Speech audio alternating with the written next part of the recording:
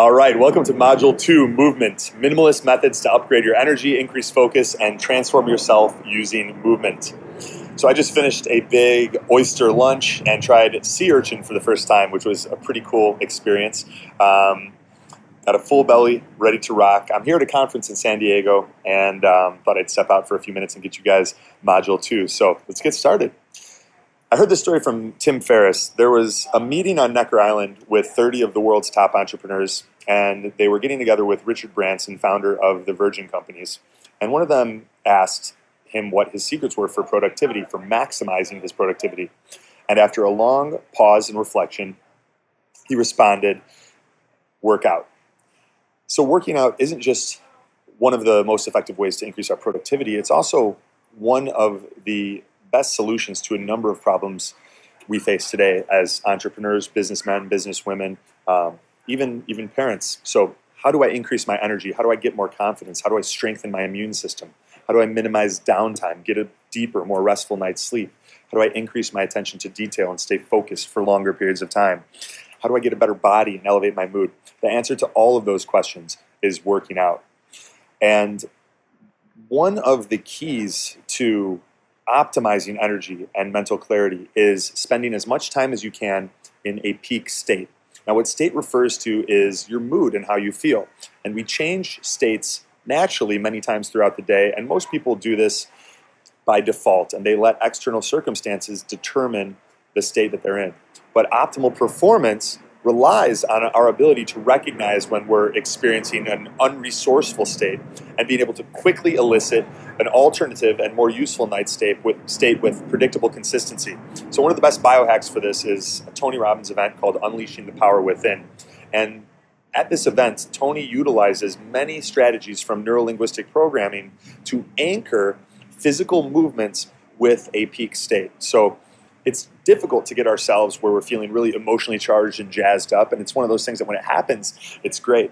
But when we're able to bring ourselves there quickly and intentionally, that's when we really take the power into our own hands, and we're no longer relying on the alignment of external circumstances. And you're probably familiar with Pavlov's dog, where Pavlov would ring a bell and then bring out food, and ring a bell and bring out food for his dog. So over time, the dog developed a neuroassociation where it linked the ringing of that bell with the food coming out, and he was able to get the dog to salivate just by ringing the bell. And it's very similar what anchoring this technique from neurolinguistic programming and how that works, where what Tony does is he brings you into a peak state with music and people jumping around and having fun and giving each other massages and all sorts of really weird stuff. But he gets you into this peak state, and then you make a move. And by making your move, you start anchoring that physical movement with the state you're in. And that allows you to quickly and easily bring yourself into that state whenever you want. And it's one of those things that most of us aren't going to do on our own, but simply by attending this event, you have it almost done for you. And then there's a lot of other amazing things that Tony teaches and shares there that are really beneficial. So that's one of the biohacks that I recommend for bringing yourself into a peak state. And the truth is that the individuals who spend the most time in a peak state, they play life at a higher level, they enjoy a greater quality of life, they have more happiness, more abundance, more fulfilling relationships, and greater health. The fastest way to change your state is to change your physiology. So we've all been there where, we decide we're going to work out in the morning because we don't do it after work, and you wake up, your alarm goes off, and you don't feel like it. You're tired. You're anywhere but in a peak state. And it's in these moments, usually when we push ourselves outside of our comfort zone, we throw on the shoes, we don't think, we just go and do it, that within 5 minutes, we're feeling amazing, or at least a lot better than we were. And changing your physiology is the most effective way to change your state. The best way to do that is through movement. There are some other strategies. You can change the way you carry yourself. You can walk faster with more energy. You can stand tall and proud with good posture, pulling your shoulders back, walking with purpose. All of these things help with changing your state, but exercise is one of the most reliable, and it's one of the reasons that many top performers start their day with movement and breathing and sweating, getting a good sweat in. So some of the benefits of exercise. There are 9 main biomarkers of aging: insulin sensitivity, body composition, so how much fat do you have versus how much muscle do you carry, bone density, blood pressure, your cholesterol to HDL ratio, body temperature regulation, like the health of your thyroid, metabolic rate, metabolism, which is also in many ways related to thyroid health, muscle strength, aerobic capacity, so your ability to utilize oxygen, and the only activity proven not just to slow or even stop, but reverse all 9 biomarkers of healthy aging is weight training and high-intensity exercise and cardiovascular training. One of the other cool things is that exercise expands and alters consciousness. So it's not just an escape from what can be the drudgery of real life, the bills and the pressures of responsibilities, but exercise, it's been shown to release endorphins and opioids and feel-good chemicals and neurotransmitters, the same that are released when we do drugs. So exercise causes your brain to produce these endogenous opioids and cannabinoids that actually get you high, as you can see in this 1992 study. It also, walking just 1 to 2 times a week for 30 minutes reduces risk of death by 43%. So a 20-year Harvard study found that by walking 6 times a month for 30 minutes reduced risk of death by 43%. By simply walking for just 3 hours out of the 720 hours every month, you reduce your risk of early mortality by almost half. One of the biggest factors influencing our success is the people that we choose to spend our time with. And Jim Rohn was famous for popularizing the notion that you are the average of the 5 people you spend most time with. So look around, think about the people that you spend most of your time with. Are they overweight? Are they in shape? Are they people that lift you up? Or are they people that drag you down? And anytime you look around and you're the smartest person in the room or the most fit person in the room, the richest person in the room, it's time to find a new room. And that's really what this comes down to. You don't have to, sometimes we grow up in small towns or life circumstances don't allow for us to associate with these people in person on a daily basis. But today we have the gift where we are able to choose all of the inputs that we're exposed to, the podcasts we listen to, the books we read, the movies we watch. And by exposing ourselves to that information, it has a similar effect to spending time with the people that created that.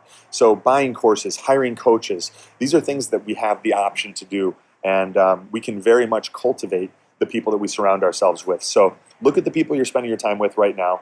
Are they people that are going to lift you up? Are they people that are going to facilitate this goal of greater health, greater energy, greater focus? If not, how can you make some changes? Even if that means joining a gym, getting involved in group fitness classes. Some people like doing CrossFit. Some people join yoga studios. It's really up to you and what you vibe with and what you resonate with. But try a bunch of different things and see where you feel most comfortable and most at home, like you belong, and those are people that you want to spend more time with. The big X factor with exercise is that the one thing that's missing for most people is intensity. A lot of times we're looking for movements and exercises, and what's really missing is not those small technicalities, but how hard we push ourselves. And this is a quote from UFC featherweight champion Conor McGregor. He said, "I just want to find that place where people quit, and I want to be there as much as possible and push through it." And a lot of times when people aren't getting results from exercise, it's because they're not pushing hard enough. Now, there are some cases where people hit plateaus, and it can be tied to diet as well. But by bringing intensity, that's the X factor that will blast through plateaus and will help you get to that next level, even if you have an imperfect diet. Now, it's 10 times easier if your diet and your nutrition is really dialed in, like we talked about in Module 1. But by bringing intensity, you can overcome a lot of the challenges that people face. And I'm yet to have a client that has come to me where we've trained in person one-on-one, and if weight was a problem for them, when we start training, even when they were implementing exercises and workouts from some of my other programs, the intensity is just not there. They're able to lift 10, 20, sometimes 30 pounds more in every exercise. They're not hitting failure. They're not getting that burn, or as soon as they do, they stop. They don't keep going. When they're cardiovascularly challenged and they get the lung burn, they quit and they stop too soon. And it's only by getting to the spot where you would normally quit and getting there often and then pushing through that we grow. The purpose of exercise, at least if this is to improve your cardiovascular conditioning, and change your physical body is it needs to be intense enough to initiate an acute stress that does not exceed our body's ability to recover. Intensity versus time. So a 2009 study showed that those who physically exerted themselves intensely for around 100 minutes a week had telomeres, which is an indicator of biological age, that looked 5 or 6 years younger than their actual biological age. And those who exerted themselves with even greater intensity had telomeres that looked 9 years younger. So if we're talking about anti-aging, a lot of my female clients ask about things that they could do to get more youthful hair, skin, nails, to reverse and slow the aging process. And one of the best is small doses of very, very intense exercise. So walking has benefits. Steady state cardio has benefits, and I'll go into those in more detail. But if you're not pushing yourself to a maximum intensity multiple times on a weekly basis, of course, without overtraining, you're handicapping yourself from reaping a lot of these benefits that actually reverse the clock. So if science is telling us one thing, it's that training intensity trumps training volume every time. And anytime you have the option to add more time to your workout or more intensity, choose intensity. So what is high intensity? We talk about high intensity interval training, and a lot of people engage in this style of work periods followed by rest periods. But really, what does it mean? How do you know if you're pushing yourself hard enough? Well, one of the easiest ways to do it is to calculate your max heart rate and know that high intensity is 85 to 100% of your maximum heart rate. So a quick back of the napkin calculation is you take 220, you subtract your age. So someone who's a 30-year-old male or female, their maximum heart rate would be 190 beats per minute. And then you would take 85 to 90% or 85 to 100% of that to calculate to know that you are working at a high intensity. So if someone really wants to push, a 30-year-old male or female, they would want to get as close to 190 beats per minute during their high intensity work periods as they can. And we've got some other examples here, but the best way to track this is just by using a heart rate monitor with a chest strap, not one of the activity bands. Those are good for other purposes like tracking your steps and monitoring your sleep and seeing those data points over time and where your trends are headed. But when you want to find out an accurate assessment of your heart rate during exercise, especially when you're when you're on the go, using a heart rate monitor is best. And I'll go into some of the specific heart rate monitors that I suggest later on. As we talked about with nutrition, every single bite is either moving you, it's either giving you more energy or it's giving you less energy. It's making you more tired, and it's either making you healthier or it's making you more sick. And at all times, there's no stagnation. We're either growing or dying. It's one or the other. Every decision we make is moving us one direction or it's moving us the other direction. And week over week, you've got to be improving in at least one of the following areas if you want to see physical changes in your body. It's the same reason that when someone wants to improve the way that they look in the mirror, lose fat, build lean muscle, they need to know their macros. They need to have those data points, and they need to have them written down, or they can track them in MyFitnessPal, or they send me pictures on our coaching platform so that I can see and give them that feedback. The same thing is true with working out. We've got to track this stuff. We want to have a journal, and we want to have it written down so that we can see our numbers over time.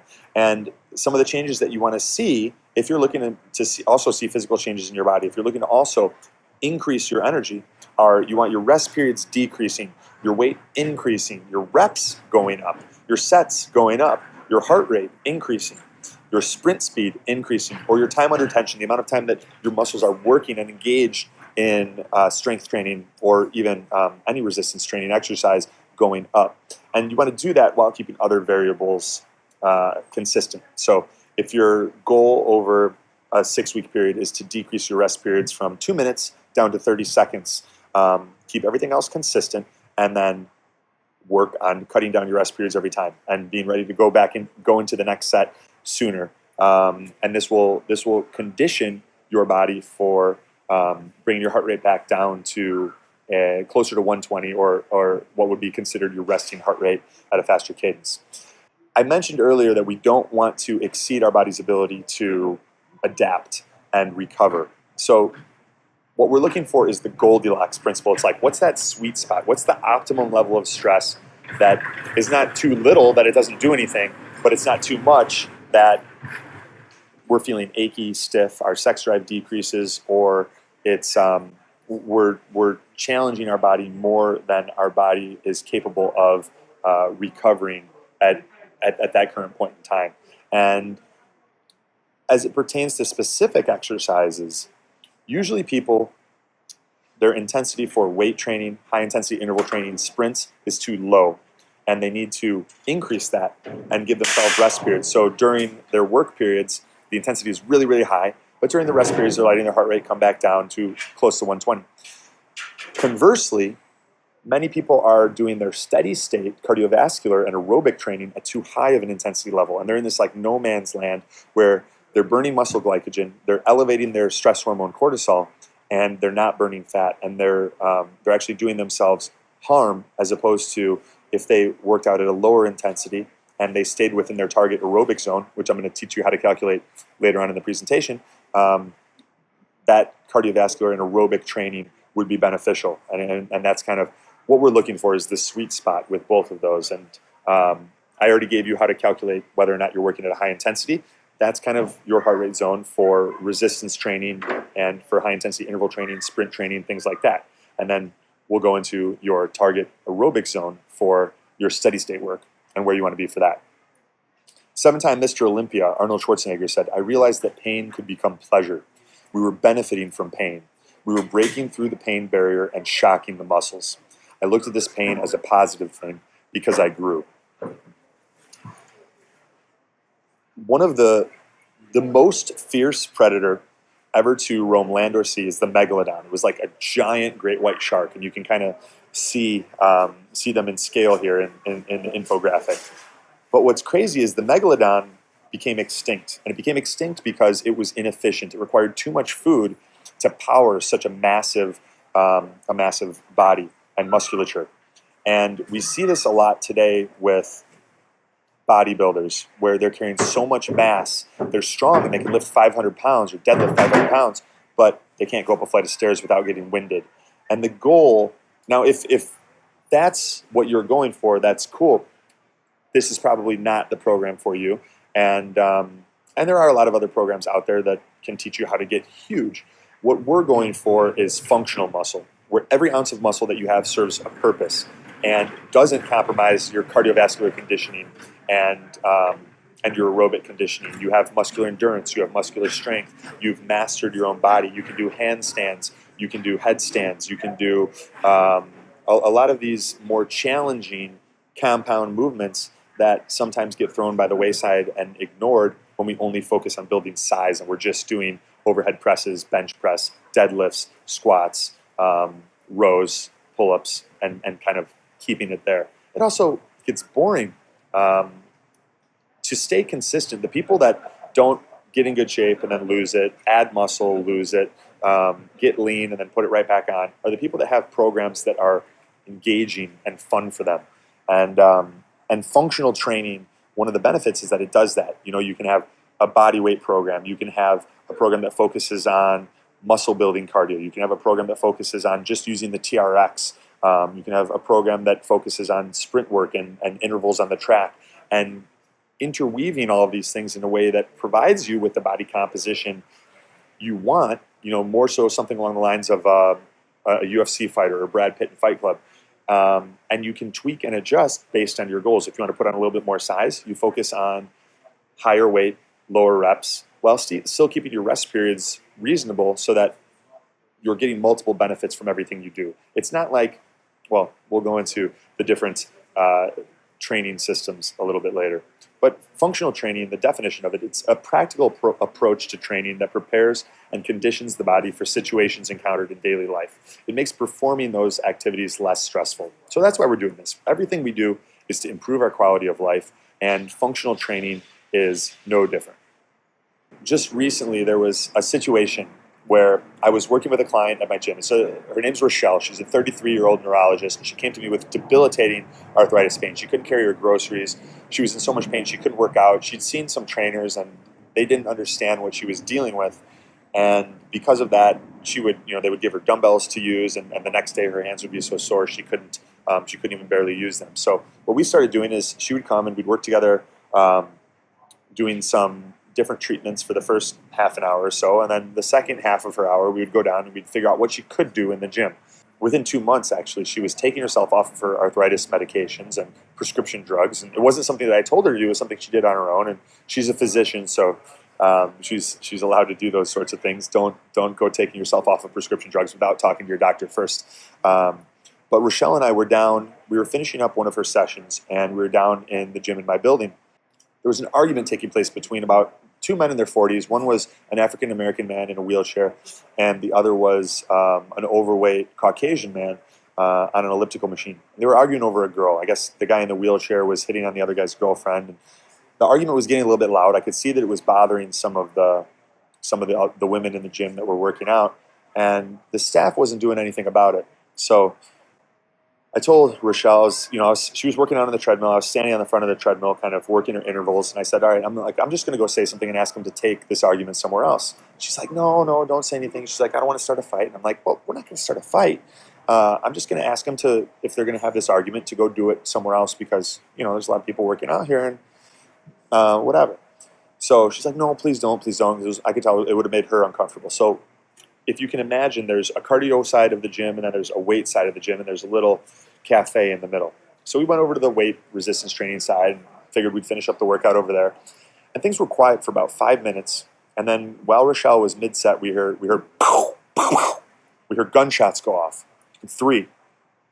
I grabbed her. The first thought that crossed my mind was, wow, I thought gunshots would be louder at this close of a proximity. And then the second thing was, holy shit, like our lives are in danger right now. So I grabbed Rochelle and I pulled her to the ground, and I had her army crawl to the one corner that was kind of protected and hidden behind a chest press machine.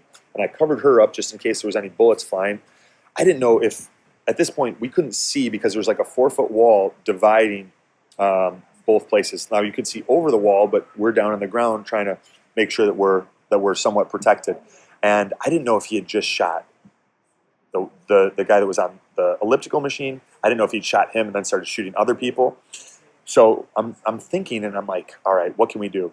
We can't run, because if we run, Rochelle's not the fastest runner, and it could be too much for her. I could try to throw over my shoulder, but I don't know how that's going to go, and how fast I could move with her draped over me. And then there's a 4-foot wall, and I don't know how well she's going to do climbing that. I could kind of help her over, but if he's open firing on people, we don't want to expose ourselves. So the best solution, I couldn't leave Rochelle. So my only option was to stay with her. So I've got her covered, and she's screaming, "Oh my God, oh my God, oh my God." And I'm thinking, all right, stay calm. By staying calm, you're going to be able to get yourself out of this situation. If you become too emotionally excited or stressed, or you freak out, you're not going to think clearly. So I sat and I thought, and I said, okay, our only option is to wait this out and hope that he doesn't come on this side. If he does come on this side of the gym, then I need to go after him, because he's going to try to take us out. And otherwise, we're just sitting ducks in the corner, and it's over anyway. So if he comes, maybe I take a bullet on the way in, but I need to be prepared to attack. And that was kind of what went through my head. And Rochelle asked afterwards, she's like, were you nervous when all this was going on? And the truth is, I wasn't, because, and I believe that a lot of it has to do with the fact that when we train and we put our body under stress, we are more prepared to function under stresses in real life. Now, maybe that stress is intentional with resistance training or cardiovascular training or sprints, but it does carry over into these real life situations, and it allows us the clear-headedness to function when things like this are going on. So a few minutes later, I say, all right, I'm going to look and see what's going on. So I go, and Rochelle's like, no. And I'm like, well, we can't sit here all day. So I peek my head over the wall, and I see on the other side of the gym, the Caucasian man is down in a giant puddle of blood. He's been shot in the head. There's blood everywhere. I go running over, made sure that the shooter wasn't around, but neither of us had cell phones on, so we couldn't even call for help. We were the only two people still down there, along with the victim who'd been shot. He was still breathing, but he wasn't in good shape. So I grabbed 2 towels, and Rochelle's like, she's like, I need to get to his head. She's a neurologist. So she's like, can you get him off the wall? So I grab around his ankles, and I pull this 350-pound man off the wall, which is, again, something that I would not have been able to do if I had not engaged in consistent training. I'm not saying this to impress at all. It's more so to impress upon you the importance of training, how training correlates with preparedness and being able to think in situations where life and death are literally on the line. And it can make the difference between living and dying. By putting in the work and showing up for morning workouts, it can mean the difference between you surviving one of these situations and you being someone that ends up not making it through. So I pull him off the wall. Rochelle grabs towels. She puts him on the exit hole, and we keep him alive until the paramedics come and take him away. Unfortunately, he didn't survive that situation. In the end, he passed away in the hospital. But it just goes to illustrate the importance of being prepared and how training and strategic stressors, acute stressors, can make the difference, not just in how you look, not just in your energy levels, not just in your mental clarity, but in living and dying. The biggest misconception is that energy is a finite resource. The truth is that the more energy you expend, the more energy you have. And as long as you don't exceed your body's ability to recover by overtraining or under-recovering, they're pretty much the same thing. Movement, our body functions a lot like a generator. And when we move more, we charge our cells up. And that movement creates more energy and more ATP. And it's energy is not created or destroyed. And the more that we request and demand from our bodies, the more that they will produce. And that all ties into movement and exercise. So at rest, your cells have more potassium ions than sodium ions. And there are more sodium ions outside of the cell. This is one of the ways that this movement and our body's electrical system functions. So potassium ions are negative, and so the inside of a cell has a slightly negative charge. And sodium ions are positive, so the area immediately outside of the cell membrane is positive. And there isn't a strong enough charge difference to generate electricity in a resting state.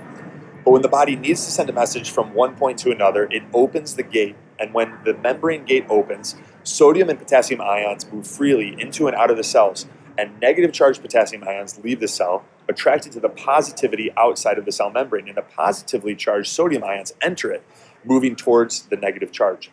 And the result is a switch in the concentrations of the two types of ions and a rapid switch in charge. And it's kind of like switching between a 1 and a 0, the flip between a positive and negative. It generates an electrical impulse. And this impulse is what triggers the gate onto the next cell to open and like a domino effect, create another charge and so on and so forth.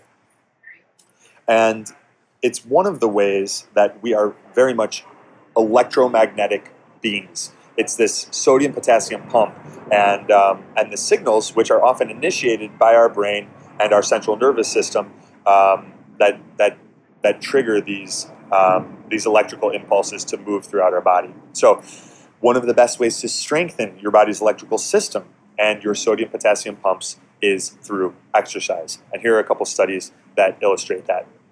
So let's take a closer look at the human cell where energy is produced. More specifically, the mitochondria, which you'll see in the top left there. And that's where cellular respiration takes place and energy is produced.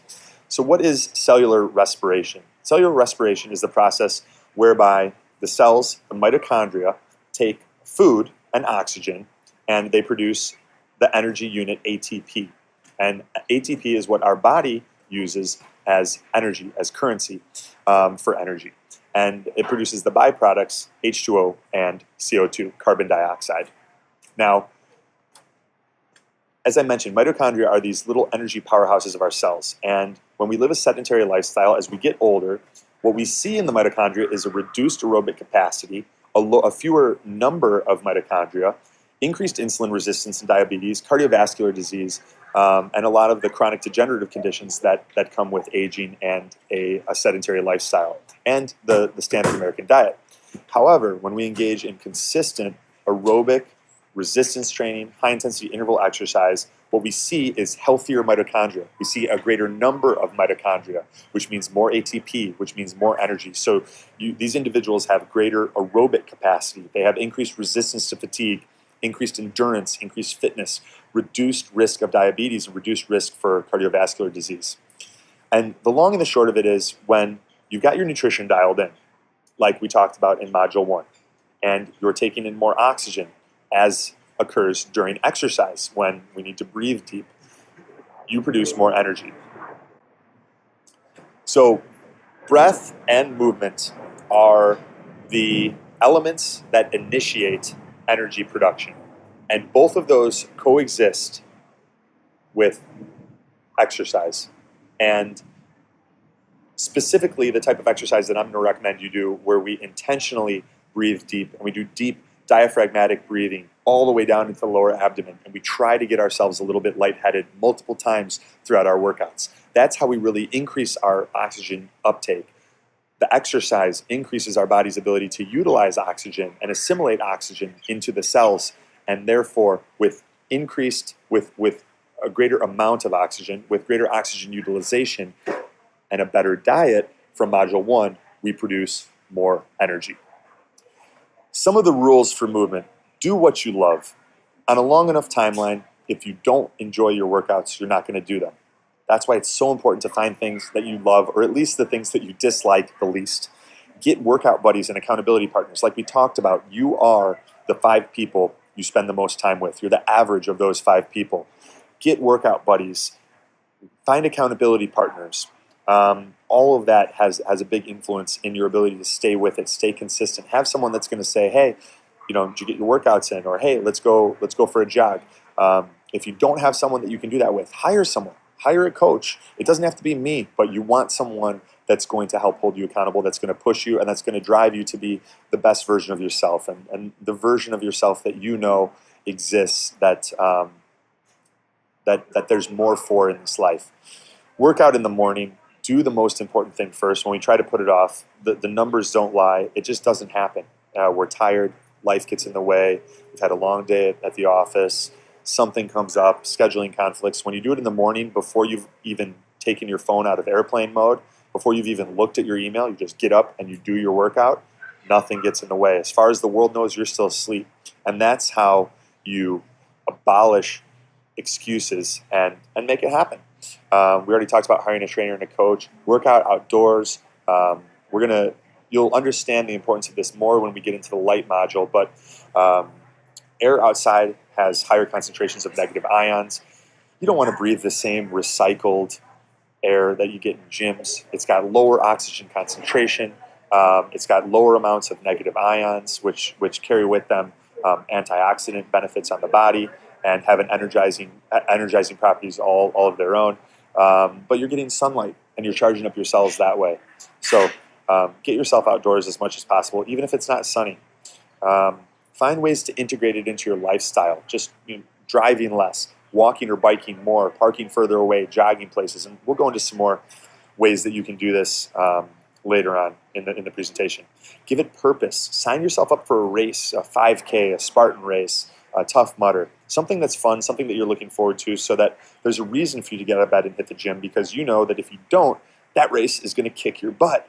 And sign up to do the race with friends. That way you can weave all of these things together. Work all 3 energy systems. So the 3 main energy systems: the creatine phosphate system, the glycolytic system, and the aerobic system. And we'll go into those in more detail so that you understand. Work all 4 muscle fiber types. You've got 4 different types of muscle fibers. You've got type 1, type 2A, type 2AB, or type 2X, and type 2B. And you want to work all of those to really maximize your results as it pertains to glycogen utilization, insulin sensitivity, energy production, and body composition. Finding flow, finding exercises where there is a synchronicity between your mind and your body, between the movements you are engaging in and your ability to focus and be present and really concentrate. A lot of balance work, yoga, tai chi, qigong, all those things are great ways to find flow and weave it into your exercise. Pursue functionality and not aesthetics. When you pursue functionality, getting stronger, improving your aerobic conditioning, using movements that will carry over to things that you do in daily life, the aesthetics comes as a natural byproduct. But when you focus solely on aesthetics and you put that first, we can lose the functionality. That's where we can end up where we're big and bulky, where we're getting gassed walking through the parking lot. We can do 10 pull-ups, but we can't jog a mile, all types of those situations. So it's important to have that balance and pursue functionality first. Release attachment to the outcome. When you choose things that you love and you're engaging in movement that makes you a part of a community where you're plugging in socially and you're meeting other people and you're having fun that way, you'll show up more and you'll overcome a lot of the problems that people who start and stop face on a regular basis, which is they're not happy with the type of exercise that they're doing. They find it miserable. So they're able to push through for a month, 2 months, 90 days, but on a long enough timeline, they're going to quit. And when you plug in with other people, when you don't focus on the outcome, you focus on how do I make this more fun, the outcome is that you do it more consistently and your body starts to change. And even when you're doing it consistently, if you're not seeing the results you want, it causes you to examine what can you do differently. Why are those results not coming? Is it that the intensity is missing? Is it that you're not pushing yourself hard enough in the gym? Is it that the rest periods are too long? What have you? There's so many different things. It could be nutrition. A lot of times it is nutrition. So try new things, keep it fun, work in different variations, experiment, try new motor patterns, do what feels good, and once you're healthy, train in a fast state.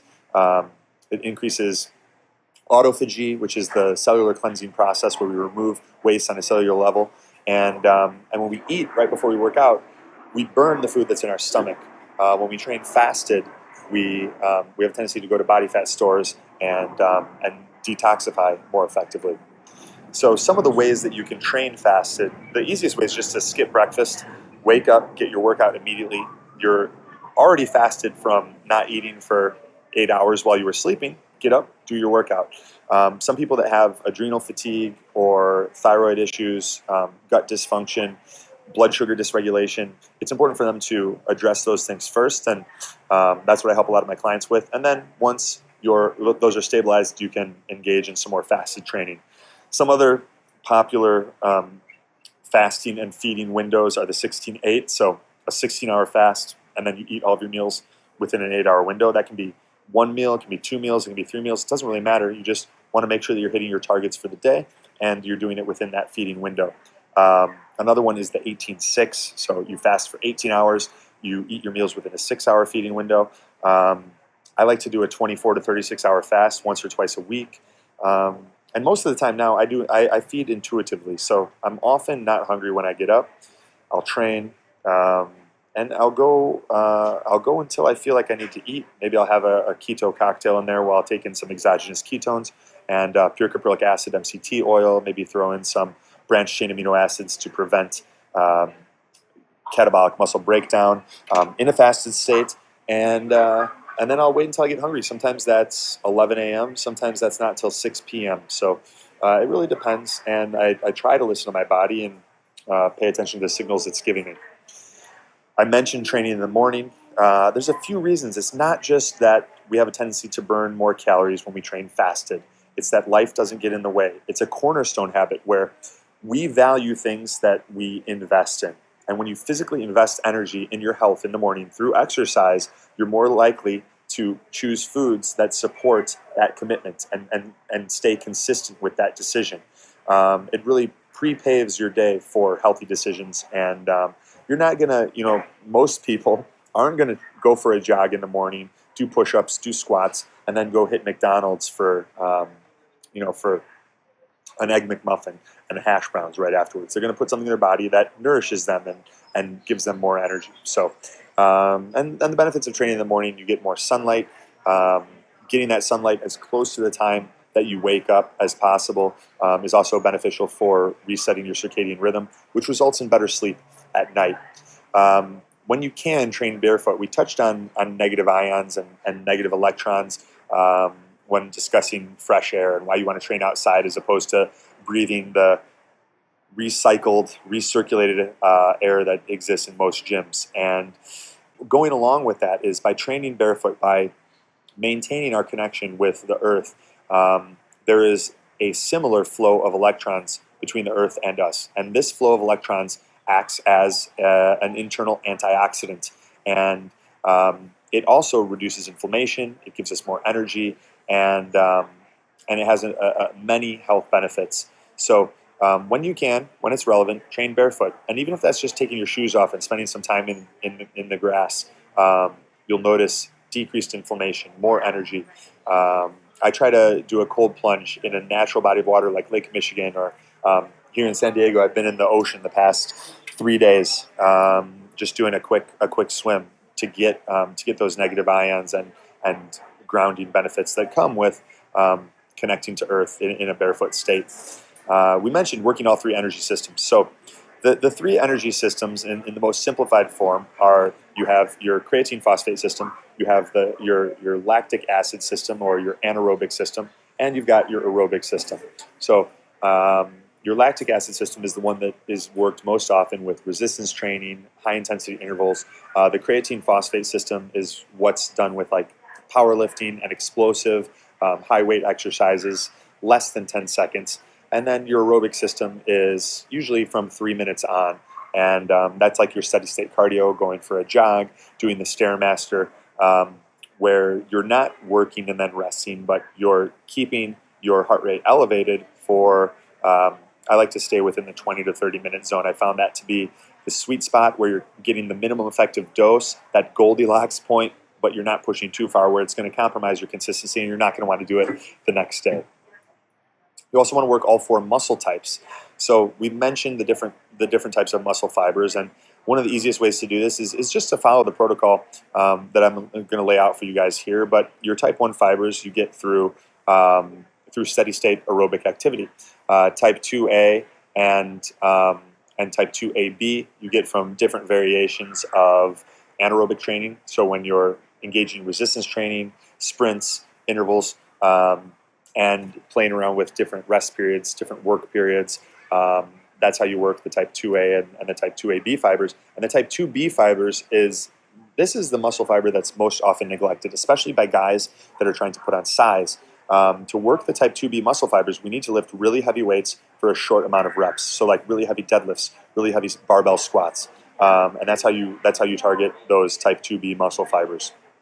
So we'll go into each one in a little bit more details. The type 1 muscle fibers, the aerobic slow twitch fibers. So these are known as your aerobic fibers, and they have a higher density of mitochondria, and they're efficient at aerobic metabolism, which is a fancy name for the process of creating energy to fuel muscle activity with oxygen. The mitochondria give the cell a darker color, and this is why these are known as red muscle fibers. Type 1 fibers use oxygen to create energy for lower intensity, long-term endurance-oriented activities like walking, running, swimming, cycling, or standing for extended periods of time. Your type 2A anaerobic fast-twitch oxidative muscle fibers. Type 2A fibers have mitochondria, so they can be involved in aerobic activities.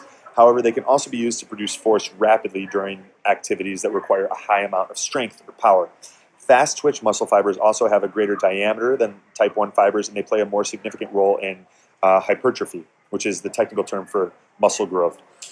Recruiting and type 2 muscle fibers requires creating enough mechanical overload to fatigue the involved muscle by the end of the set. So really hitting failure, and that's one of the areas that we mentioned earlier with intensity. Are you hitting failure multiple times throughout your workout? And if you're not, we need to bring that intensity up to in order to target those type 2A fast twitch oxidative muscle fibers.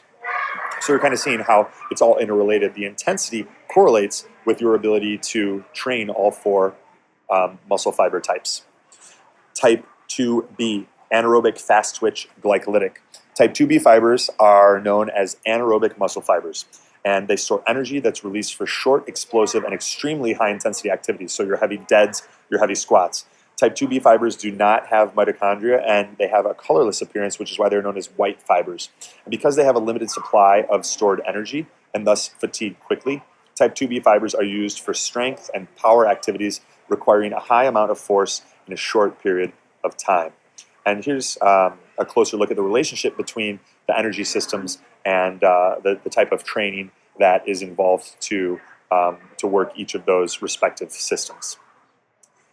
Breathing is such an important part of oxygenation, and we'll go into it in more detail in that module. But you want to focus when you're engaging in steady state aerobic activity, you want to be breathing in and out through your nose, or in through your nose and out through your mouth, whichever feels better for you. And you want to be breathing all the way down deep into your diaphragm, into your lower belly, where you can actually feel your belly expand and contract like an accordion.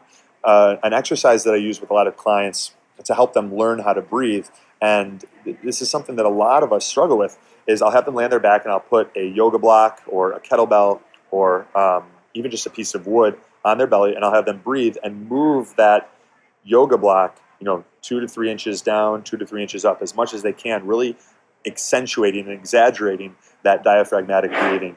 And then I teach them to integrate that into their exercise and into their running.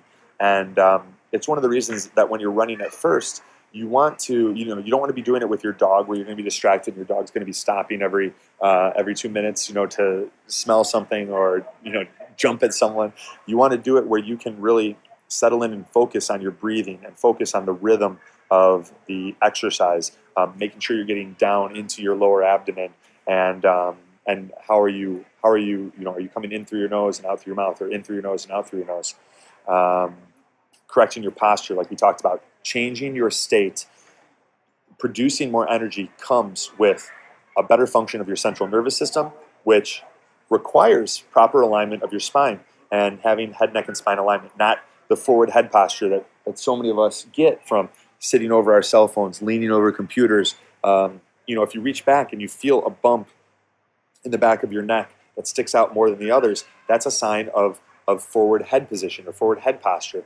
And by pulling our shoulders back, lifting our chest up, and keeping our head, neck, and spine in alignment, it allows for more efficient communication and transmission of signals throughout the central nervous system, and it also increases our energy. So a lot of people ask, what's the best way to increase my posture? And I have some videos on it, but the most important thing is to, if you get your breathing down, where you're activating your transverse abdominis and breathing deep down into the diaphragm, you pull your shoulders back, your chest up, you learn how to engage your glutes and create friction between your feet and the ground, and then you just correct your posture over and over and over again until that becomes your default. And it may be like a couple hundred times a day at first, but gradually it decreases and it becomes more natural. So the Pareto movement 80-20 principle is this. You want 80% of your training to be focused on cardiovascular training, flexibility, mobility, and biomechanics. Low intensity activities that build a bigger aerobic engine and improve your flexibility and movement patterns. So examples of this include morning outdoor steady state cardio like jogging, vinyasa yoga, Budokan yoga, martial arts, swimming, rowing, airdyne biking, stair climbing. Those are all good examples. In Crete, during World War II, when the Germans invaded Crete, the small island off the coast of Greece, the Cretans were able to do something very heroic, and they were able to fend off an entire German army when they were outmanned, outmatched, and outweaponed. And they did this because on Crete they raised heroes. So there's a concept. I'll explain it a little bit better. There's a word on Crete called dromeus, which means the runner. That's the word that they use for their adults. Adults on Crete are called dromeus, and it means the runners. And the reason for this is because as you become an adult, it's part of that is your ability to run from one part of the village to another, to bring assistance, to bring supplies to other members of your community. And every year there's a festival called the Running, where all of the Cretans run through the village together to celebrate the coming of becoming a man, becoming a woman, and it's required that adults are able to run in order to provide that type of assistance. And it was so intertwined in their culture that the runners of Crete were able to slip behind German enemy forces and get messages to one another that allowed them to conquer or at least evade the German forces during World War II. So building a bigger aerobic engine. Some of the benefits of that include improved heart health, improved brain function, cardiovascular benefits, improved sleep, falling asleep faster and sleeping longer. It alleviates depression even more than medication. The studies here are pretty powerful.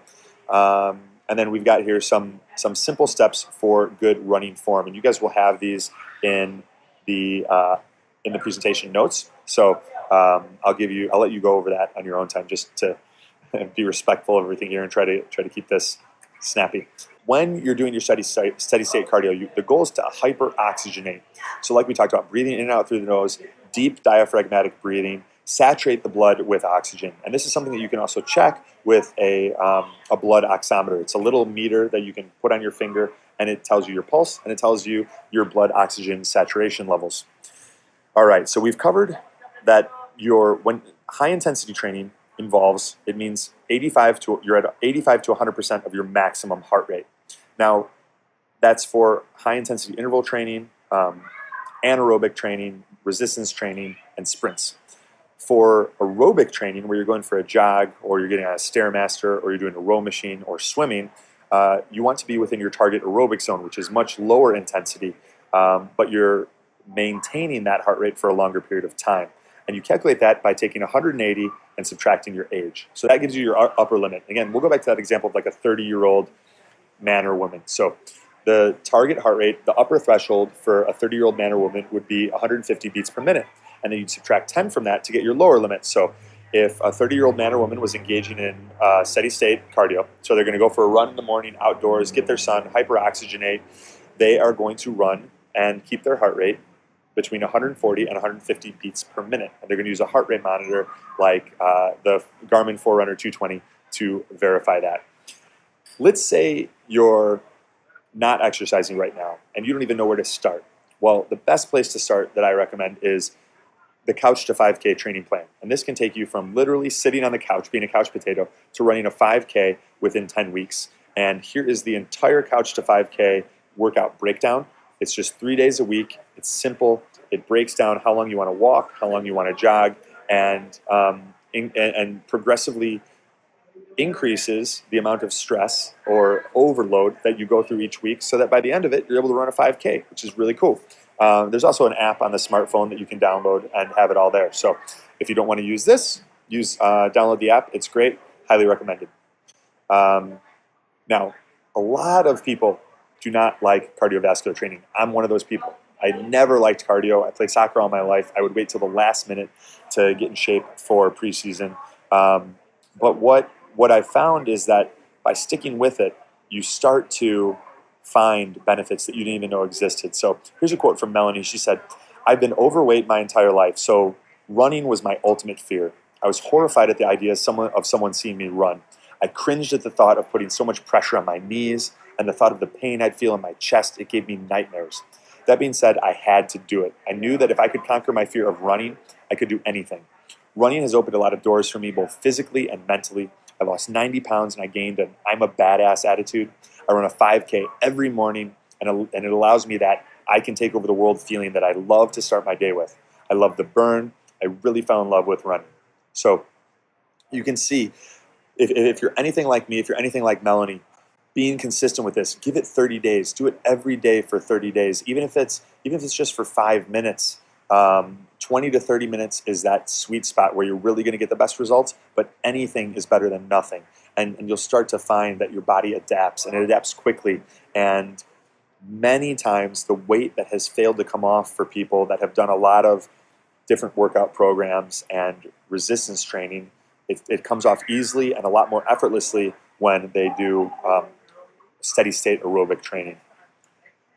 So this is kind of what we touched on. The truth of the matter is, nobody likes getting up and working out first thing in the morning. But when you set it up so that you don't have time to think about it, and you do that by laying out your workout gear, laying out your shoes, before you go to bed, before you lay your head down on the pillow at night, you think about how that morning's going to go, how you're going to wake up, you're going to jump out of bed, just going to throw everything on and get out the door. I mean, just recently I was working real late and on some consulting calls, and my alarm was going off in like 4 hours. So I knew it was going to be a rough morning. But I told myself, all right, no matter how you feel, just grab your stuff, get out the door. Once you're moving, you're going to be fine. So my alarm went off, and of course I was like, I wanted to hit snooze, grab my stuff, and literally barefoot out the door. I get in the elevator to head down to the gym, and of course there's a girl, it's like 5 a.m. There's a girl in the elevator taking her dog out to walk, and there I am. I've got bed head, I'm barefoot, just carrying my shoes. I look like just a mess. But it doesn't matter. All that matters is that I got out the door. And that's really how you want to look at it is don't overthink it. Don't make excuses. Don't even give yourself a chance to make up stories and justifications for staying in bed or how you're going to do it later or this and that. Think less and do more.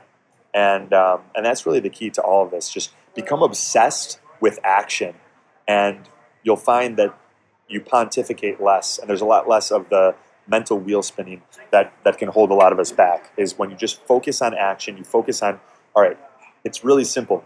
Did I do it? Did I not do it? I decided that I'm going to work out every morning, so I either do it or I don't. That's it. There is no excuse. There is no justification. It's one or the other. It's simple. And that's what a lot of my clients have found to be pretty helpful. Focus on the feeling rather than focusing on the discomfort that is inevitable during a hard workout. Focus on how good you feel after your workout, how much happier you are when you look at yourself in the mirror and you like the way that your clothes fit. You can go out, you don't have to pull out your fat clothes. Even better, you can throw away your fat clothes. And the increased confidence that comes with strength and endurance and facing a challenge, facing a situation where an older version of yourself would have quit and then overcoming it. That's how you make every area of your life better.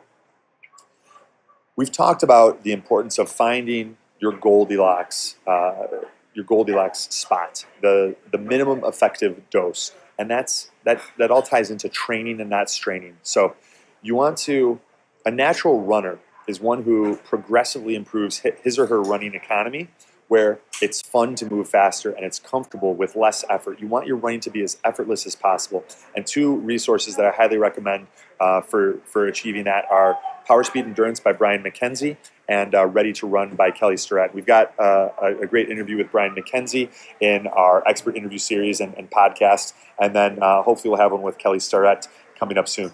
Training your brain. So steady state cardio has been shown to have a positive effect on cognition and mental clarity, including improved neuronal survivability and function, lowered neuroinflammation, improved vascularization, greater neuroendocrine response to stress, decreased brain amyloid burden.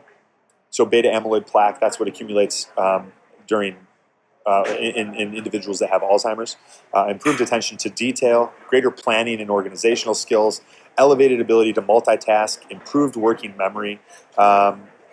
And these are a lot of the things that, you've got people taking nootropics and smart drugs and supplements, and the best performance enhancing biohack that they could do is just get up, get outside, expose their body to hyperoxygenation, movement, get a good sweat in, get some sun, and all of these things fall into place, and you don't need the nootropics or the supplements. If you add those in after, you'll get a synergistic effect and exponential results.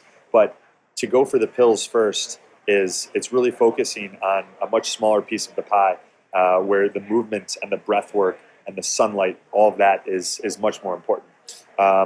Some great ways to work your brain. We already mentioned steady state aerobic conditioning, balance work. Take any exercise that you normally do standing on two legs, try it standing on one leg. When you jog on uneven surfaces where your brain has to scan the horizon and where your body and feet and legs need to respond to different elevations and peaks and valleys. And then contralateral movements, working muscles on opposite sides of the body simultaneously, working the right arm and the left leg simultaneously. And I'll give you guys some good examples of that. But if you're trying to visualize, like bird dog, which is a yoga position where you're on all fours, and then you elevate your right arm so that your right hand is up above your shoulder, and you elevate your left leg so that your left leg is completely straight, glutes engaged, and your left ankle is above your hip, both extended, core tight, working the lower back muscles, the abdominal muscles, the shoulder, and the glutes. And that's one example of a contralateral movement. We'll show you a few more here. I've already mentioned balance work. Here's a few examples. Doing dumbbell bicep curls, but instead doing them on one leg. Doing one-armed dumbbell deadlift rows. All of these things are great ways to improve your balance and improve your mental conditioning. And okay. So some sample workouts. I've already mentioned the most important. If you only take one workout from this that you apply consistently, it's an outdoor jog. It's far more important than anything else. And I know a lot of you guys are going to want to look for something else because you don't like jogging, but it is the It's the biggest ROI. It's the highest leverage activity that you can engage in as it pertains to movement. So you get your warm-up in. Once you get within your target aerobic zone, start the clock, and then stay there for 20 to 30 minutes. Use your heart rate monitor to increase your intensity or decrease your intensity based on where your heart rate's at. And that is the best takeaway that I can give you for this entire training. Some fun cardio hacks. Weave in things that you enjoy to your workouts. So some of my favorite podcasts, the Tim Ferriss podcast, Joe Rogan podcast, Comedy Bang Bang, The School of Greatness, Entrepreneur on Fire. What else? Russell Brunson has a great one. Spotify and Spotify Running, those are two apps that are fantastic. Spotify Running even picks up on your running cadence and then plays music at a cadence that in beats per minute corresponds with your jogging speed. Brain Sync Meditations by Kelly Howell. She has a bunch that she's made for working out and training. Pandora Radio is great. SoundCloud is great. Audible audiobooks. I mentioned the Garmin Forerunner 220 heart rate monitor with a chest strap. That's the one I use. Polar also makes some great ones. The Fitbit Charge HR activity tracker. It's one of those wristbands. It's great for tracking overall daily activity, your steps, your sleep. Not so good for your heart rate. It's a little bit less accurate. And then the Powerbeats wireless headphones by Dre. Jaybird also makes some great ones that are wireless called the X2 Sports. So all of those are awesome cardio hacks. Here's a fun way to boost your endurance by 25%. By taking 3 teaspoons of baking soda with 4 to 6 ounces of water about 30 minutes prior to exercise, it serves as a systemic lactic acid buffer. So lactic acid is the substance that is responsible for the burn that you experience in your muscles when you're really working hard. And you can, by taking baking soda before your workout, you can flush that out. And those effects are further amplified by adding organic lemon juice or Bragg apple cider vinegar. What's really cool is there's a similar test for assessing your stomach acid production where you take 1 teaspoon of baking soda and you put it in about 8 ounces of water, and then you drink it and you wait in time how long it takes for you to belch. And if it takes up to 5 minutes, if 5 minutes passes and you have not belched, that's a good sign that you have low stomach acid production. Similarly, if you're burping really fast and frequently, that could be a sign that your body's overproducing stomach acid. But most frequently, when people are dealing with heartburn and indigestion, some of those conditions, it's low stomach acid, not too much stomach acid, that's causing it. And the problem is further amplified when they take acid-suppressing drugs.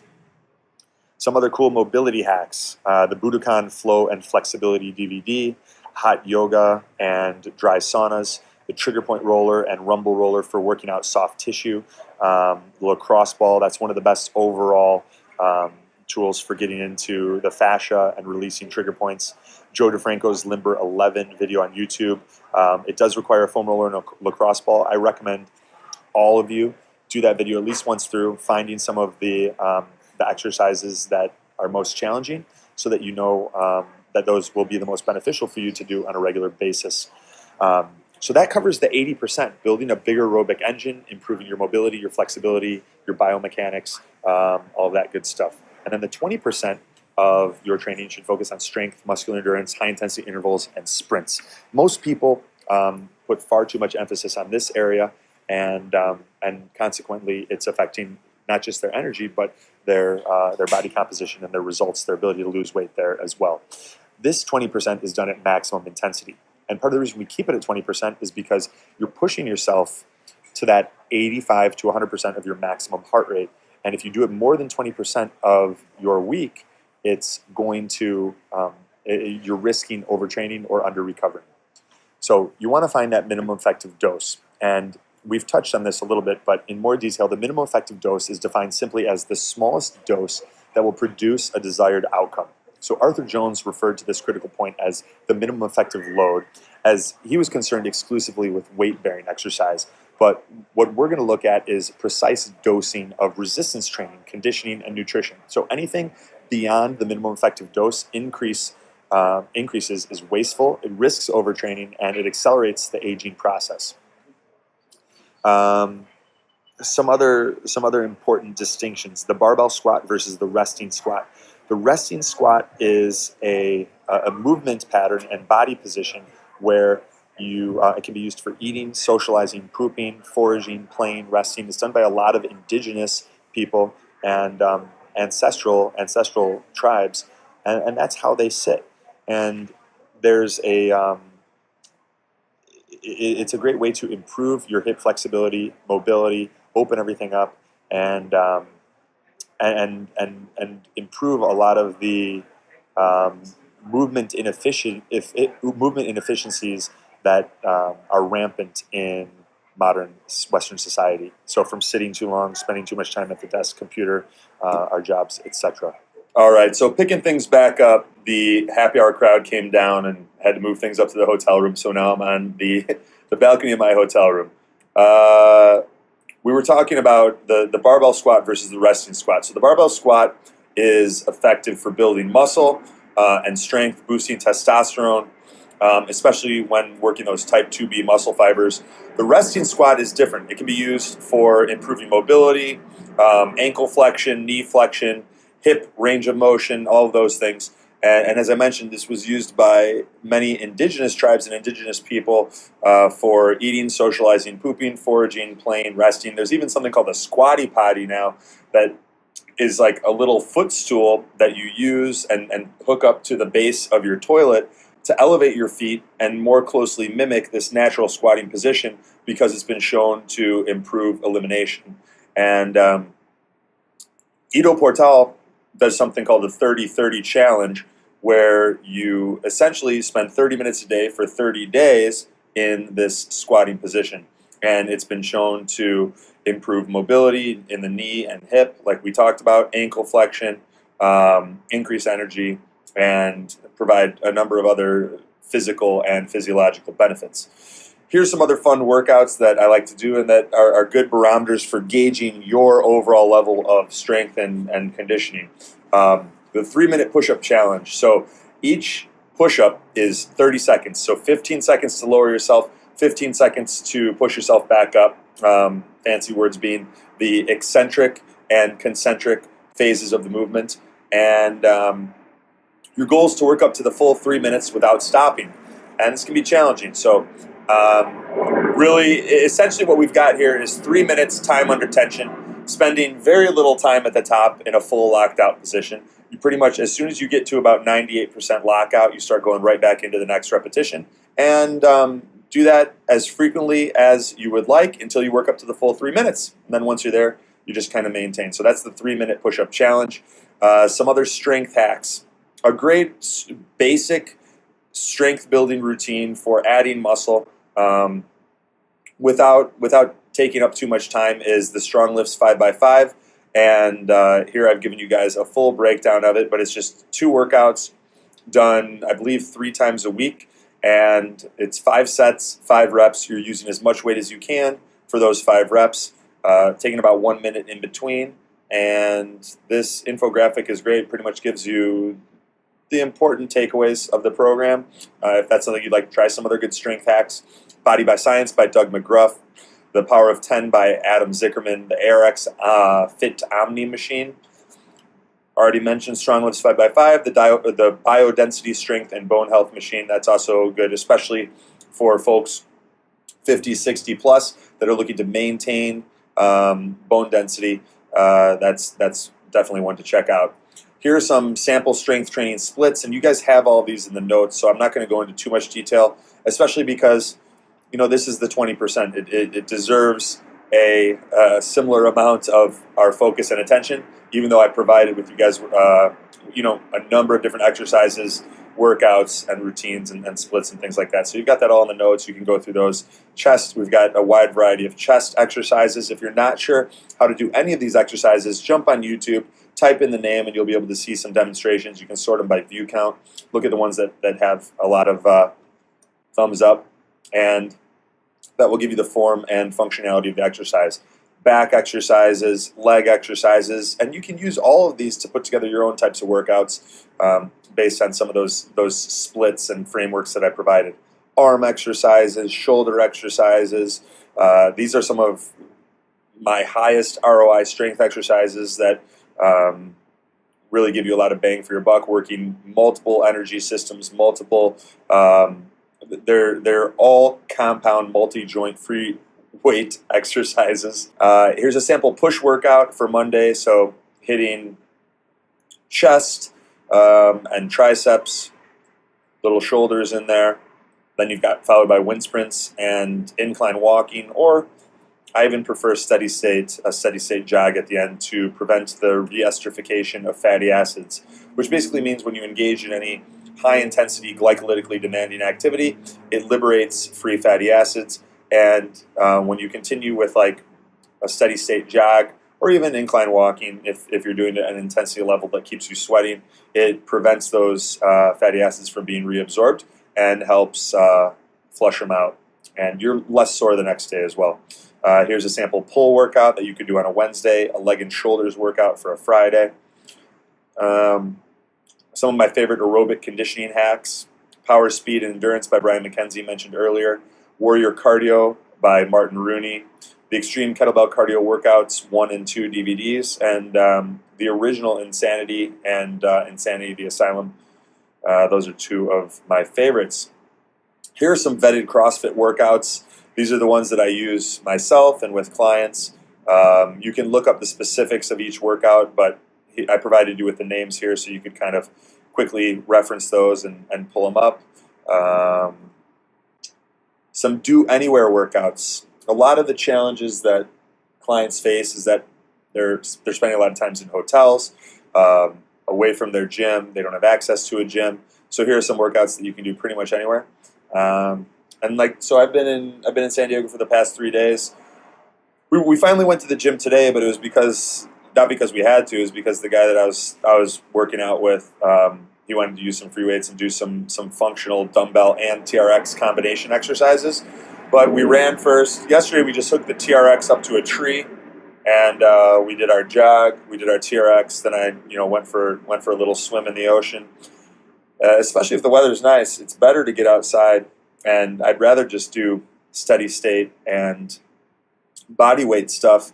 I think that usually provides a nice break from a lot of the gym routine. So, here's some workouts that you can do anywhere, at home, in a hotel, doesn't matter.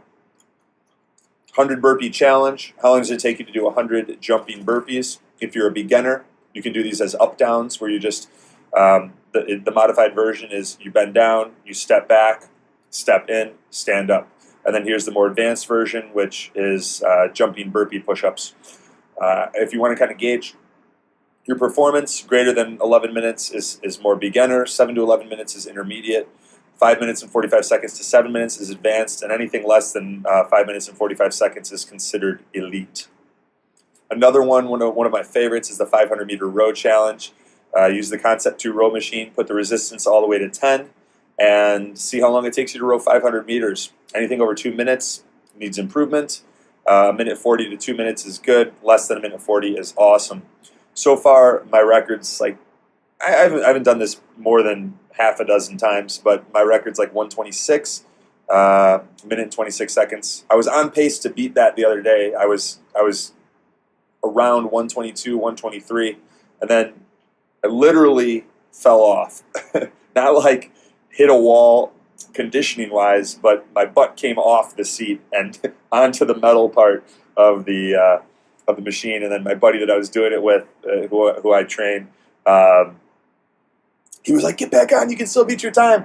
And I got back on and I went for it. I ended up with like a minute 30, so it didn't end up beating my time. But the 500-meter row challenge, that's a great one for your all-out anaerobic conditioning. It's got an aerobic component.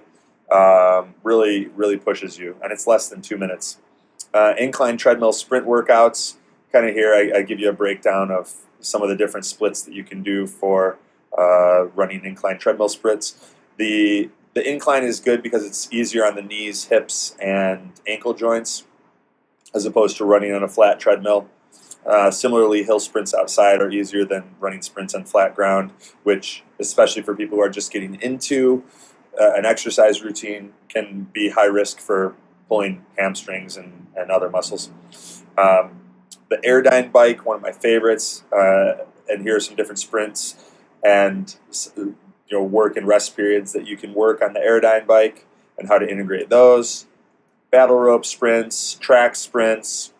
The important thing to remember here is that you don't need to structure formal workouts to reap these benefits.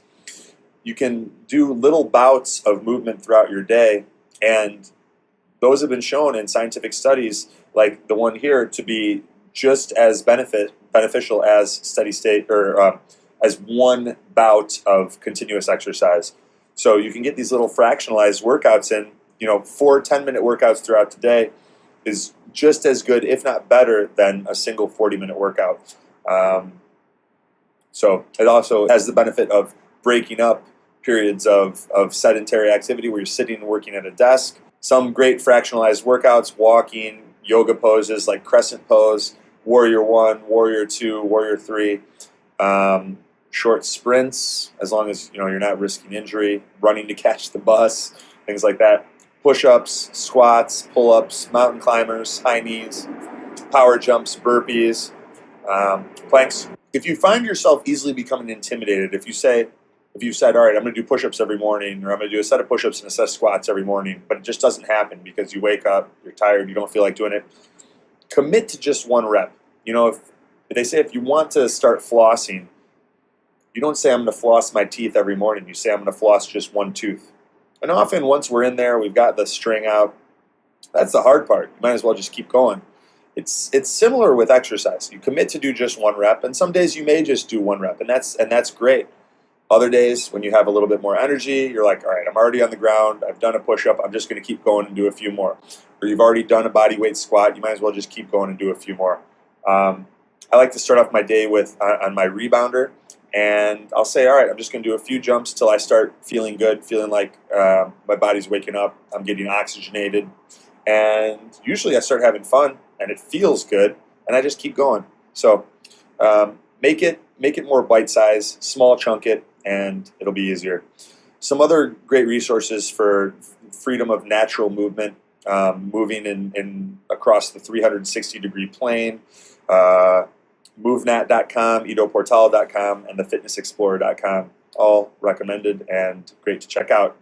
Some ways to make it fun and play, like we talked about, doing things you love, doing things that don't make it feel like work, headstands, pirouettes, handstands, mountain unicycling, juggling, slacklining, rebound air, dancing, ultimate frisbee, sports leagues, paddleboarding, surfing, freediving, rock climbing, kite surfing, hiking, parkour, climbing a tree, going for a bike ride. When you travel and you go to a new city, go for a jog. What I did as soon as I landed, it was like a 4-hour flight from Chicago to San Diego.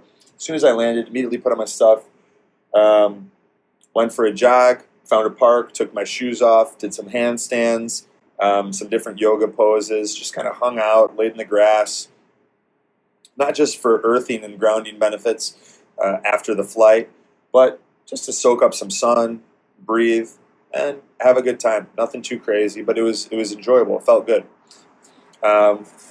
Using hyperthermic conditioning and cold thermogenesis. How do you integrate that with your training? Basically, heat before training, ultra baths. An ultra bath is where you have water, fill the tub with water as hot as you can tolerate, add 2 cups Epsom salt, 1 cup baking soda, 1 cup 35% food-grade hydrogen peroxide, if you want a little bit of lavender oil, and hang out in there for 20 to 30 minutes, 30 being optimal. Dry sauna works great. Hot tubs. Hot tub if you can, one that uses, if you have your own hot tub, try to go with the salt as opposed to the natural sea salts as opposed to the chlorine and chemicals. And a hot shower. So just jumping in that, if you're a little slow getting started in the morning, wake up before you even do anything. Don't try to mentally get yourself into it. Just drag yourself, jump in the hot shower, and that helps get things going. Ice after workouts, ice baths, cold showers, cryosauna, cold plunge. I absolutely love the cold plunge. I do it in the ocean, in the lake, whatever I have access to. That's my favorite. I end most of my showers, at least one per day, on cold for, I don't know, anywhere from 10 to 30 plus deep breaths, as long as it feels good and as long as I can tolerate it. Some days are easier than others. And at the beginning, it's quite a shock to the system. It takes a little bit to acclimate, but if you stick with it, any of these things, do it for a month. That's what really allows you to experience the benefits. And when you think about 28,000 days on this planet, for most people, 28 days is nothing to figure out if it's a biohack that will really enhance your overall quality of life. Cold thermogenesis, got a picture of Wim Hof there in the corner. We've got a great interview with him in the expert interview series as well. Some of the benefits include anti-aging, improved mitochondrial function, lowering inflammation, muscle and joint repair, so decreased aches and pains. And it boosts endorphins and feel-good neurotransmitters like serotonin and dopamine, so it can fight depression.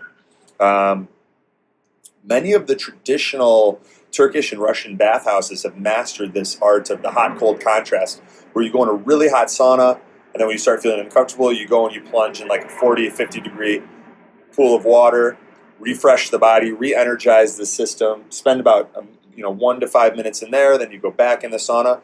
And they do this all day in some cases. It's a social activity for the men and the women. Sometimes the guys will even go straight to these bathhouses after a night out to kind of flush everything.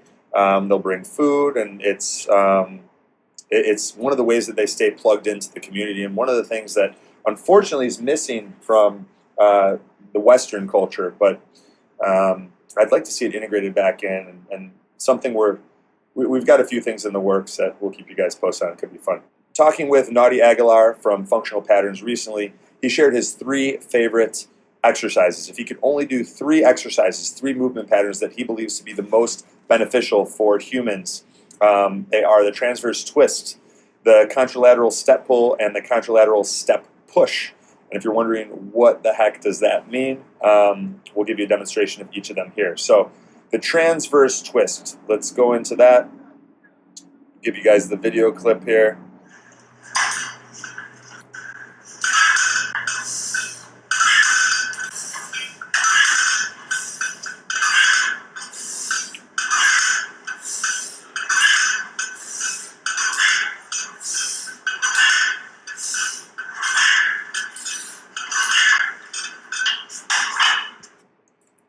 All right, so there you have the transverse twist. Next movement pattern, the contralateral step press.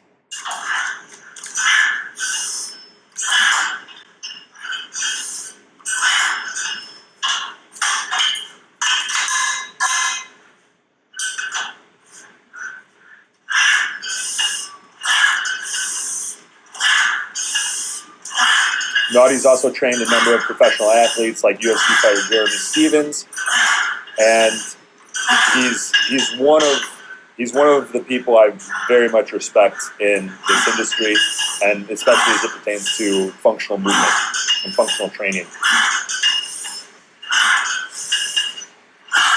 So that's the contralateral step press, and then we've got the contralateral step pull.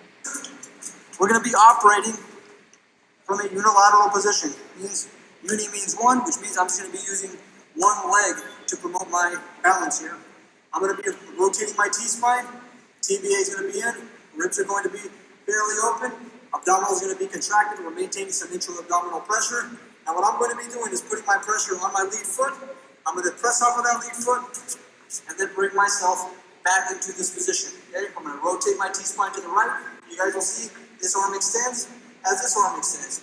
So you'll see that reciprocity happening through the movement. Very similar to what we were just doing on that treadmill a minute ago, right? So at that point, if we add resistance on this band here, it immediately means that by me putting this band here, I'm loading that sling in a much more effective fashion than if I was just running. So I'm actually strengthening the connection between those 2 points, okay? So we're maintaining that neutral spine. To cover a few more specifics, I want you guys to pay attention to what my left leg is going to do here. As I press off of this right leg here, because I just switched my stance, I'm going to push off my left leg, okay? By me pushing off my left leg, it's going to trigger an activation to a closed chain of my left hip flexor, which also reciprocates my glute on the opposite side. So this hip flexor works with this glute, this lat works with this glute, right? So we're going to be going pressing off this right heel, we then drive forward with the left leg, and then we pull with the arm. Boom. Now we're hitting all sorts of muscle connections. And if you guys wanted to check that out, that's on Naughty's Functional Patterns YouTube channel. It's under How to Run Faster. Whole body vibration training. This is a technology that was developed by the Russians during the space race when the United States and Russia were competing to essentially, I think it was to be the first ones to the moon. I don't know. I'm not a history buff. I'm not going to pretend I know all of that. But what is important is that whole body vibration training was largely responsible for the Russians being able to spend over 400 days in space, when at the time, U.S. astronauts were only able to spend about 130. And some of the benefits of whole body vibration training are stimulation of the lymphatic system, detoxification, increased muscle activation, increased bone density, increased mitochondrial activity, and it's something that I recommend integrating into your training at least once a week. I like using the PowerPlate Pro. We have a few of those at the gym I train at in town. I also use a Rebound Air. So this is a Rebound Air Classic. I try to get that in the morning. If I don't have time to do some steady state cardio like a jog, I'll just get on the rebounder and I'll go for 5 or 10 minutes just jumping, awakening the system, breathing deep, getting that oxygenation, and it stimulates many of the same pathways as the whole body vibration training machines. Other conditioning tools: the Woodway treadmill, Salt Airdyne bike, as we mentioned, swimming pool, Concept 2 row machine, tires for tire flips, sleds for sled pushes, battle ropes, SR1 Rogue speed bearing rope, the Supples Bulgarian bag pictured there, and the Stairmaster Step Mill 7000 PT. Whenever you're using the Stairmasters, you want to go with the ones that replicate actually going upstairs as opposed to the ones that work off compressed air and pistons. Some other strength training tools: the Kaiser machine, as you saw in Naughty's video there, the TRX, the ARX Omni machine, gymnastics rings, one of my favorite upper body strength training tools, power blocks, the biodensity machine, and gymnastics parallettes. They also make parallettes that you can even bring with you when you're traveling, which make it easier to get in some of that strength training on the road. Tools that accelerate recovery beyond just cold thermogenesis. So we've already talked about the cold plunges, the ice baths, the cold showers, and cryotherapy. Some other of my favorites are the Compex 2 ElectroStim machine, the Mark Pro Plus, as you'll see there. Kobe Bryant uses that. I use it sometimes. I'll even go to sleep with it on. The Normatec, which uses compressed air and pulsating waves to flush out the legs and hips. Pulsed electromagnetic fields. I love the on-to-bed machine, and after using it for a while, just ordered one to have and to use with clients. The Earth Pulse, which is also great. I use that a lot when I'm sleeping. The PEMF 120, my favorite for acute injuries. Shoulder pain, joint pain, and the Moss Special Multi Plus. Compression gear, foam rollers, rumble rollers, trigger point rollers, and even PVC pipe for people who are already acclimated to foam rollers and some of the more firm trigger point rollers. And then a lacrosse ball, as I said, probably the best bang for your buck. Mobility tools, soft tissue work and techniques, active release technique, deep tissue massage, hot stone massage, Rolfing, muscle activation technique, advanced muscle integration therapy, Graston technique, trigger point therapy, and lacrosse ball, golf ball, or the trigger point ball. And if you want more information on those, you can look any of those up. Doing this increases your risk of death by 50%. I'll give you a clue. I'm doing it right now. New research has shown that people who sit the most have a 50% higher risk of all-cause mortality, and people who sit more than 8 hours a day have a 90% increased risk of type 2 diabetes. Sitting for more than 8 hours a day has also been associated with a 140% increased risk of cardiovascular events, 54% increased risk of lung cancer, a 30% higher risk of colon cancer, and a 66% higher risk of uterine cancer. And the scary thing is that most Americans spend 9 or 10 hours a day sitting down. So here are some ways that you can move more. Gamify it. Use your activity band.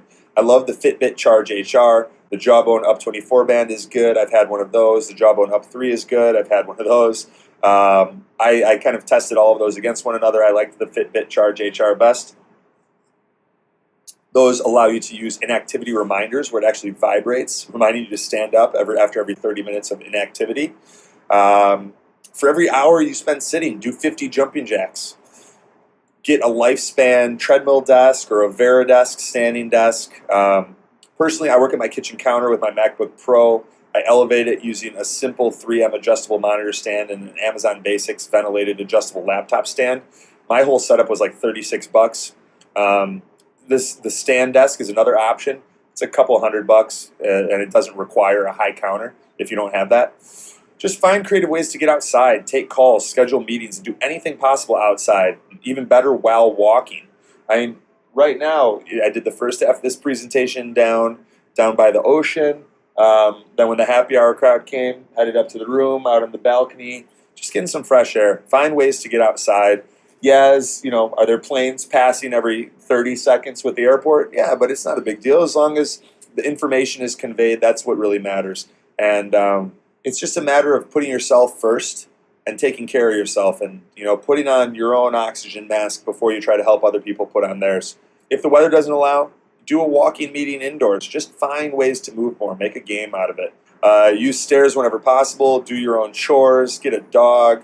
Park further away from places than you normally would. It's always funny watching people fight over the closest parking spot at the gym and then hop on the treadmill and run for 45 minutes.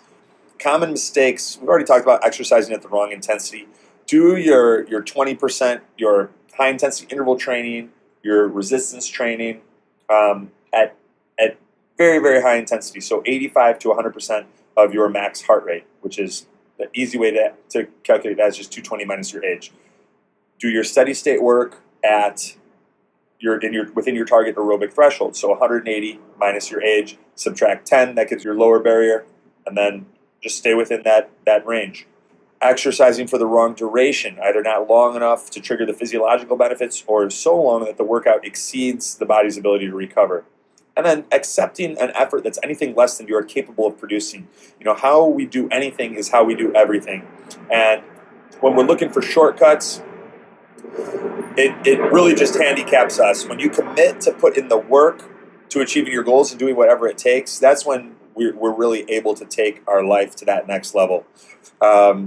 Jesse Itzler had a really cool story about, he's got a great book called Living with a SEAL. I recommend you guys check that out. But without going into too much detail, the Navy SEAL rule is that when your mind is telling you that you're done, you're really only 40% of the way there. And one of the Navy SEAL credos is that if it doesn't suck, we don't do it. And it all comes back to the more time someone spends outside of their comfort zone, not making themselves miserable all the time. It's one of those things where it's a delicate balance between enjoying your life and reaping the benefits of the hard work that you put in outside of your comfort zone and spending time pushing yourself. You don't want to constantly make yourself miserable where your life becomes a masochistic mess, but it's an ebb and flow between the two. Another great workout challenge, Arnold's 100 pull-up challenge. So commit to doing 100 pull-ups and not leaving the gym until you've done it. When Arnold was young, he couldn't do more than a few pull-ups. So he said, all right, I need to get this handled. I'm not leaving the gym until I've done 100 pull-ups. And it took him hours. I mean, he was doing sets of one pull-up at a time towards the end. But the next time he showed up and did that, it got better. The next time it got better until he was doing sets of 20 and 30 pull-ups. And that's sometimes the commitment that we need to have in order to bring up our weak points and make those types of improvements. If we want to look like a fighter, if we want that functional muscle, we got to train like a fighter. So here's a sample workout from Ryan Bader. You guys have the full breakdown and kind of what he does. So you can get a little bit of a sense for the type of intensity level and the weights that these guys are using and what it takes to get in that type of shape.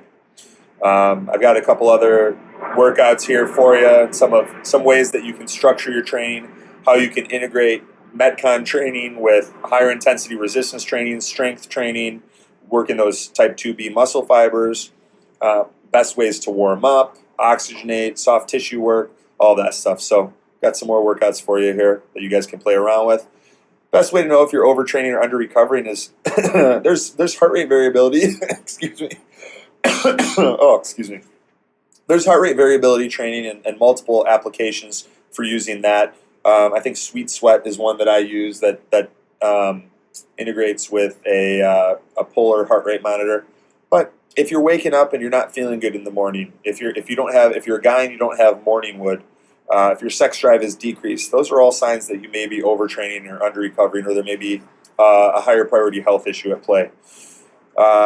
Meal timing tips for rapid fat loss. We'll touch on that another time. I think that's more for the weight loss crowd. But if you're training fasted, if you're waiting 30 to 45 minutes after your workouts before you eat, any insulin spiking carbohydrates, so foods that sugar or carbs besides non-starchy vegetables, you want those to be either with that post-workout meal or with dinner, and alternating higher carb days with lower carb days. All those things are some big picture meal timing tips and food combination tips for macro combo tips for rapid fat loss. Here's a sample of what my weekly workout calendar kind of looks like right now, and how I work this stuff in. Cold plunges almost every day.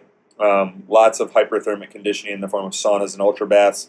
Whole body vibration training at least once a day, and then I'm doing my rebounder most mornings. Strength, muscular endurance, intervals. I do that about twice a week. Jogging at least 3 days a week. I find I feel better when I'm doing that 5 to 7 times a week. Hot yoga once or twice a week. Then here's a little form that you can use to kind of plan out your ideal weekly workout calendar that's going to get you the changes you want, both in terms of energy, mental clarity, and body composition. So print that up and feel free to piggyback off anything that I'm doing or create your own, whatever you want. There's an art and a science to this, and it's fun to take a 30,000-foot view, plan out what is going to get you to the results that you're after, and structure that within the framework of your week. Schedule your workouts. Treat them like important business meetings. I like to use Fantastical. Here's a picture of how it looks. It allows you to color code things, syncs with between your computer and your smartphone. Breaking the routine, that's important. Sometimes our house becomes a place where we just relax and veg out, and it makes it difficult for us to change our habits and get into the pattern of moving more. So redecorating, joining a new gym, getting involved in running clubs and groups, things that break the pattern, developing the habit of seeking discomfort every day. Starting a new workout program. Beachbody has some great ones like the original Insanity, depending on where your fitness level's at. They've got ones for more beginners too. Anytime you're going to grab dumbbells, grab ones that are 10 pounds heavier. You'll be surprised how often you're able to do them. And another way to break routine and get uncomfortable is, I was working out with Guy the past 3 days, and we've been doing the TRX workouts, and I've noticed a lot of times his work periods are like 20 seconds, and he'll do like maybe 20 seconds per side if it's unilateral movement, and then it's pretty long rest periods. But in the same breath, we're talking about why he's kind of hitting plateaus, and if it has to do with him being 43. And what I'm thinking is that, if we made these work rest periods a little bit different, if we had him working for 60 to 90 seconds, and then we kept his rest periods to 30 seconds, that may be exactly what he needs to break through that plateau. So play around with for the next 16 workouts. Limit your rest periods to just 30 seconds. Use a stopwatch. Be going back in at 25 seconds, and see how your body responds. Thinking less, doing more, becoming obsessed with action, just crushing procrastination in all forms. Don't let yourself think. Just grab your stuff and go do it before you even have a chance to rationalize and come up with a story and some sort of BS about how we're going to do it later. We all do it. We know we do it. It's putting systems in place that allow us to overcome that. Daily reflection. I love the 5-minute journal. Ask the question, what did I do? What actions did I take today to reach my goals? What could I have done to make today better? Write it down, journal, reflect. The power of writing it down versus just thinking it, it's so different, and it's so much more powerful. The 5-minute journal is a great tool, especially for people that don't like journaling. And it only takes 5 minutes total a day, like 2 minutes in the morning, 2 or 3 minutes at night. That's it. All right, so the one thing, morning jog in your target aerobic zone, ideally outdoors. breathing deep, diaphragmatic breathing down into your lower belly, getting yourself lightheaded about once every 5 minutes. Once you get into it usually takes about 3 to 5 minutes to get into your target aerobic zone. And then just start the timer and continue for 20, 25, 30 minutes. Do it every morning, just like brushing your teeth. Most of us are good starters. Very few people are good finishers. Desire is what initiates and catalyzes the process, but commitment is what keeps you going. Develop the desire and the commitment and the discipline to become a good finisher. To me, balance is a word that gets thrown around a lot. It's one of those terms many people use for doing a lot of things half-assed. When you decide that you want to improve something, when you commit to improving it, and you measure and you track and you become obsessed with action and progress, that's when your whole life changes, when your energy goes through the roof, when your body transforms, and when that focus and mental clarity really, really improves. It's not something that you need to do all the time. In fact, it's better. Most people really respond well to punctuated equilibrium, short periods of intense focus, followed by periods of just maintenance and stabilization. So how do you keep those results? How do you make sure that you can maintain? And then you go back and you make some more progress, and then you figure out how to maintain those results and weave it into your lifestyle. If you're obsessed, if you work hard, if you put in the time, you will succeed. And nothing can beat hard work. If you want some help, if you'd like more customization, optimization for peak performance, and how to integrate these things into your life, into your routine, to help you rapidly lose fat, increase your energy, and become superhuman, I'd be happy to discuss working one-on-one. Let's set up a time to talk and just see if it's for you. It's not, I'm not the type to do any sort of sales pitch. I like to see if we vibe, if it makes sense, and if it does, then we can help build the perfect program to optimize performance in every area of your life. I usually work with just small groups of people, so if that's something you might be interested in, we'll set up a time to talk with myself or someone from my team, and we'll go from there. I appreciate your time. Hopefully you guys enjoyed today's presentation and found it helpful. It did run a little bit long. I apologize for that, but I thank you for your time, and I look forward to seeing you on the next module.